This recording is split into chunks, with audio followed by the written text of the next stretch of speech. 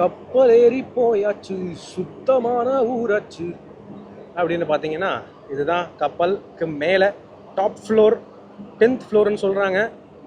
ஹிண்டேயோடைய கப்பல் மேசிவாக இருக்குது. ஸோ என்ன பண்ண போகிறோம்னா இந்த கப்பலை நம்ம வந்து எக்ஸ்ப்ளோர் பண்ணி பார்க்க போகிறோம். எப்படி வந்து காரெல்லாம் உள்ளே ஏற்றுறாங்க அதெல்லாம் எக்ஸ்ப்ளோர் பண்ண போகிறோம். மேலும் கேப்டனுடைய கேபின் எப்படி இருக்குது அதையும் வந்து பார்க்க போகிறோம். அதாவது இந்த ஒரு கப்பல்ல மட்டும் 6000 கார்கள் ஏத்தலாம். இந்த 6000 கார்களை ஏத்துறதுக்கு ஒரு 4 நாள் டைம் ஆகும். இந்த கார்கள் ஏத்துறதுக்காகவே இந்த கப்பலுக்கு உள்ள 8 ஃப்ளோர்ஸ் இருக்கு. சோ இந்த கார்கள் எல்லாமே கப்பலுக்கு உள்ள ஏத்திட்டு அரேஞ்ச் பண்ணி வச்சுட்டு காரோடைய டோயிங் பாயிண்ட்ஸை யூஸ் பண்ணி டைட்டா ஃப்ளோரோட கட்டி வைப்பாங்க. அதாவது கப்பல் ஆடும்போது வண்டிகள் எதுவுமே சேதமடைய கூடாது அப்படிங்கிறதுக்காக.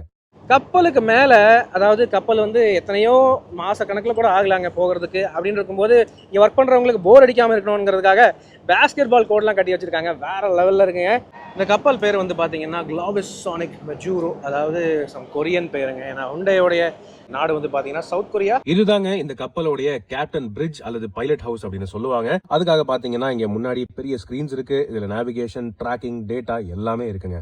நெக்ஸ்ட் இதுதாங்க கேப்டனுடைய கண்ட்ரோல் பேனல். அதாவது இதுல gyroscopic meter, then rudder control, rate of turn இதெல்லாம் மானிட்டர் பண்ணிக்கலாம். அண்ட் இதுதான் கேப்டனுடைய இந்த வீலுங்க, ஹெல்ம் அப்படின்னு சொல்லுவாங்க. வெயில், புயல், மழை எது வந்தாலும் தாங்குற அளவுக்கு ட்ரைனிங் கொடுத்திருப்பாங்க இந்த ஷிப்போடைய க்ரூவுக்கு. இத்தனை கார்களை சேஃபா அதனுடைய இலக்குக்கு எடுத்துட்டு போகணும். சவுத் ஆப்பிரிக்கா, சவுத் அமெரிக்கா அல்லது யுனைடெட் அரப் எமிரேட்ஸ் எங்க போறதுனாலுமே வார கணக்குல ஆகலாம் இல்லையா? ஆனா இந்த நாடுகளுக்கு எல்லாமே ஹியூண்டே கார்கள் இந்தியால தயாரிச்சு போகுது அப்படின்னு நினைக்கும் போது பெருமையா இருக்குங்க.